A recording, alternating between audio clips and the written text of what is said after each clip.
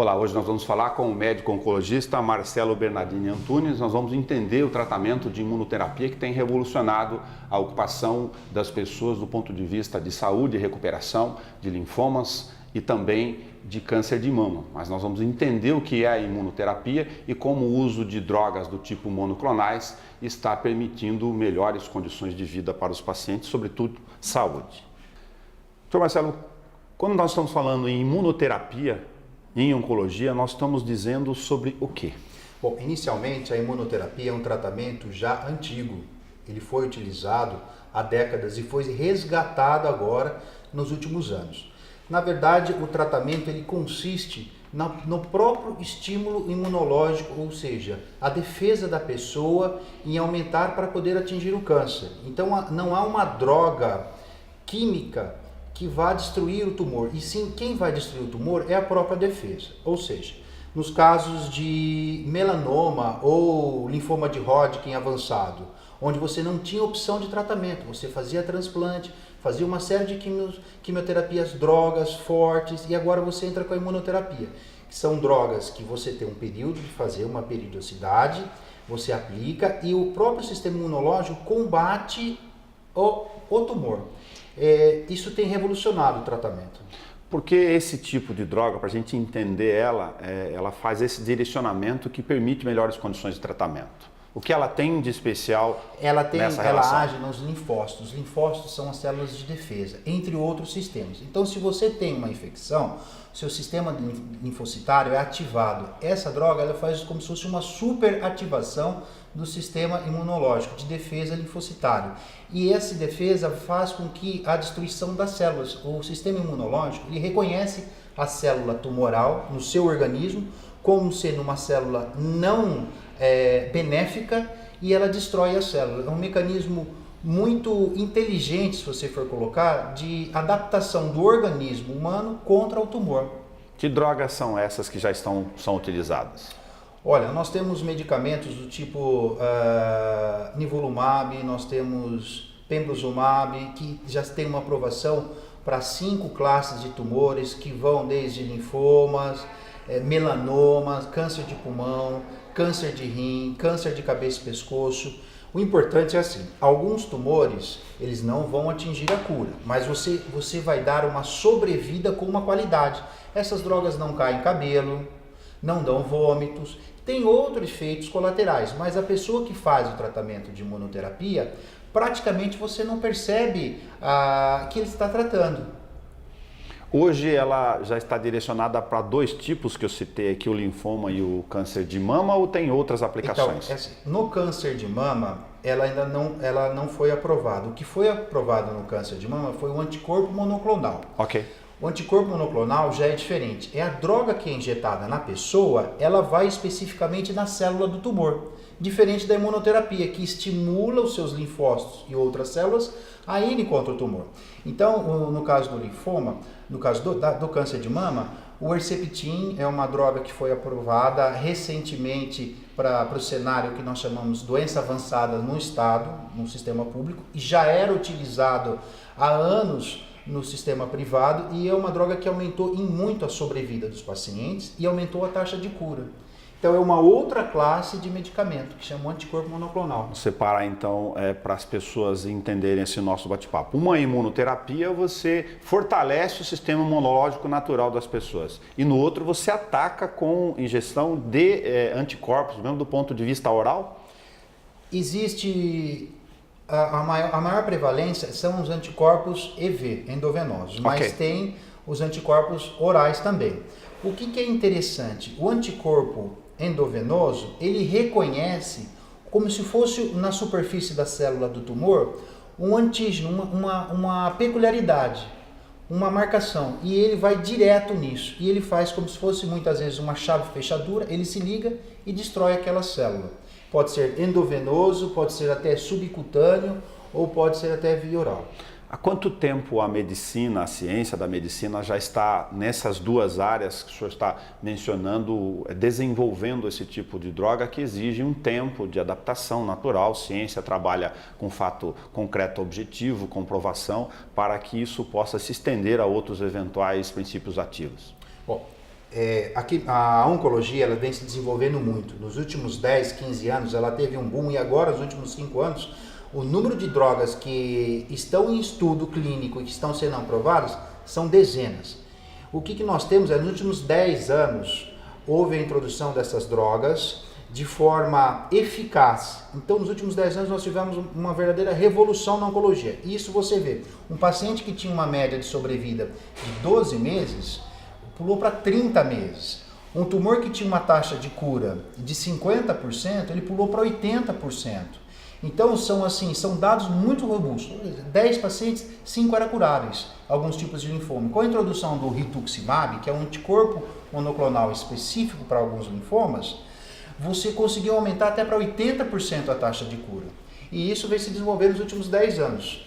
Ou seja, a ideia natural que nós temos, que o corpo ele conduz uma capacidade de reação que indica a questão de qualidade de vida nesse tipo de tratamento da imunoterapia, ela é real do ponto de vista da aplicação hoje.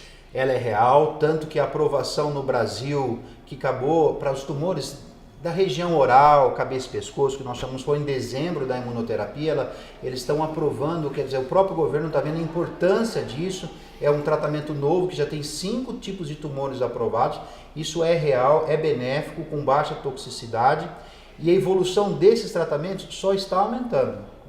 Nós temos alguns tipos de cânceres que eles, infelizmente ainda não têm descobertas que garantam a eficácia do tratamento do ponto de vista completo, do extermínio dele, e alguns são muito específicos. Nós vamos chegar num determinado momento que para cada tipo de câncer, provavelmente ou eventualmente, tenha um tipo de aplicação dessa? Sim, isso vai acabar acontecendo no período, ou seja, você vai ter o seu tumor, e o seu tumor vai ser estudado, vai ser feito o genoma, vai ser visto as características de quais são as vias que chamam sinalização, como esse tumor se desenvolve e cresce, e aí você fazer o medicamento. Então isso já se tem um estudo que é a terapia CAR-T, a terapia celular específica, que é a evolução que nós temos. Recentemente, nos Estados Unidos, os dados são muito robustos para as leucemias linfóides agudas, leucemias em crianças, de pacientes que já eram super tratados e fizeram o que chama terapia celular, que é uma outra linha de terapia. Você tira o tumor, faz estudos sobre a célula, produz anticorpos, células específicas para isso e reintroduz nos pacientes. Então eu vejo que nos próximos 5, 10 anos nós vamos ter, primeiro, um entendimento cada vez maior do tumor. Um tumor numa pessoa é diferente da outra, mesmo que seja o mesmo tipo, câncer de pâncreas, um exemplo.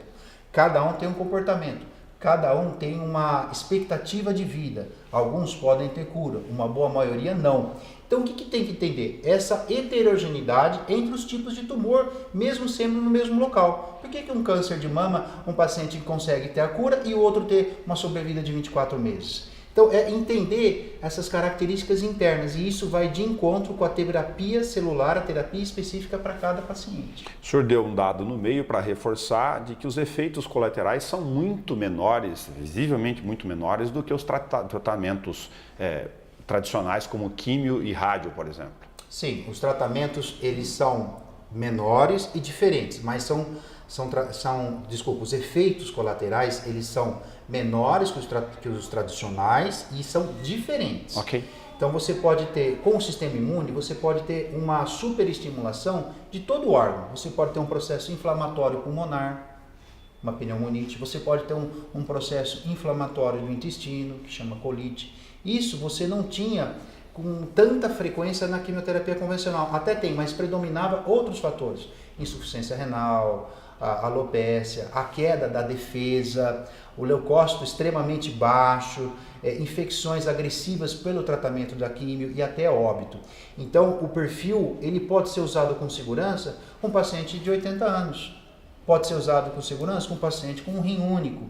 Então, você consegue oferecer mais tratamento para pacientes que eram difíceis de tratar, que eram limitados. Como tudo em medicina, em alta especialização, como essa área que o senhor atua, para os leigos não ficarem, à procura de forma desmedida do ponto de vista desse tipo de medicamentos, nós estamos falando de medicamentos altamente especializados, caros, como tudo que é relacionado à alta especialização de medicina e, lógico, com prescrição específica. Sim, sim. Hoje em dia, o que o Estado de São Paulo, eu acho importante a população ter ideia, ele tem um programa que chama Rede Hebe Camargo, é uma central de direcionamento do tratamento dos pacientes de câncer do Estado de São Paulo. O Hospital Estadual ele faz parte dessa rede, como sendo um hospital de referência, e ele é abrilhantado pela Secretaria do Estado com medicamentos de alto custo que são anticorpos monoclonais.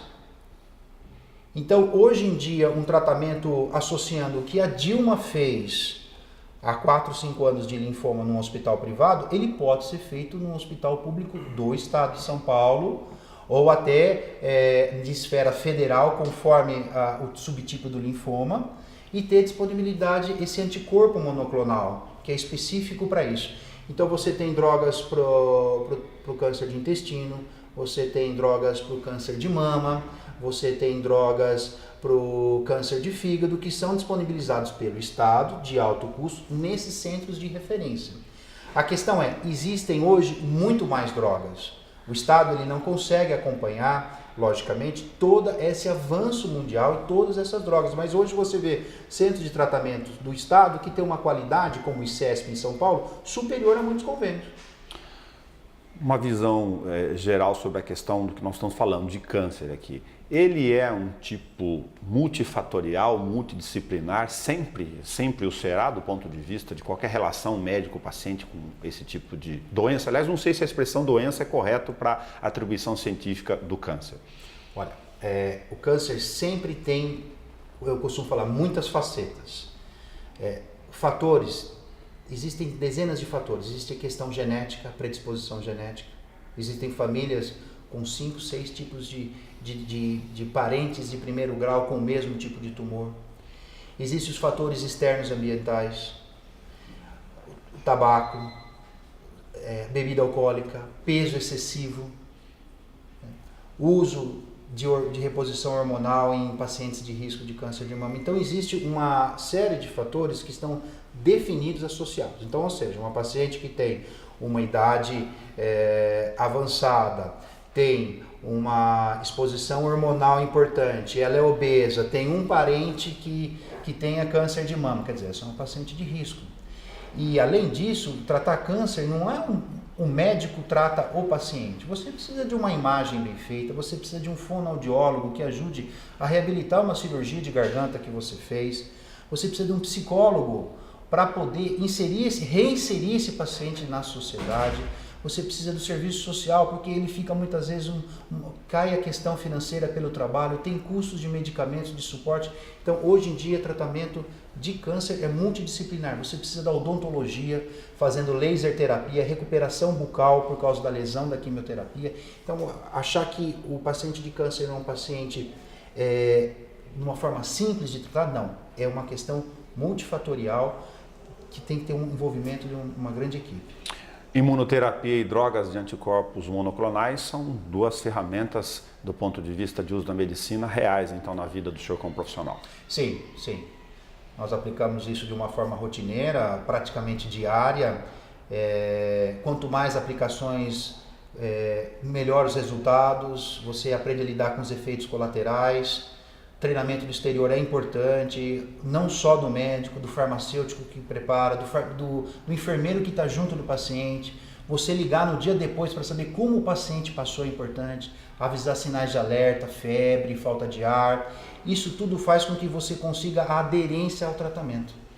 Dr. Marcelo Bernardini Antunes, muito obrigado por ter recebido a gente, poder contribuir com essa missão pública de levar esse tipo de informação especializada para as pessoas em casa. E se tiver alguma questão que o senhor ache fundamental, que eventualmente não tenha perguntado, por favor, fique à vontade. Olha, eu estou sempre à disposição. É muito esclarecedor a discussão de câncer, principalmente numa era onde a evolução do tumor tem sido de forma tão rápida. Na medicina nada evoluiu tão rápido quanto o tratamento e o diagnóstico preciso de câncer. Nada. A evolução está de uma forma surpreendente e hoje os pacientes vivem muito. Nós temos pacientes com tumores avançados, com 10 anos de sobrevida, em casa, bem, com um convívio social. Então, o que eu acho que é a principal mensagem? Tirar o estigma do câncer. Tirar o estigma que quem tem câncer vai ter uma complicação e vai evoluir a óbito e falar, nossa, agora já foi. Não, não é assim.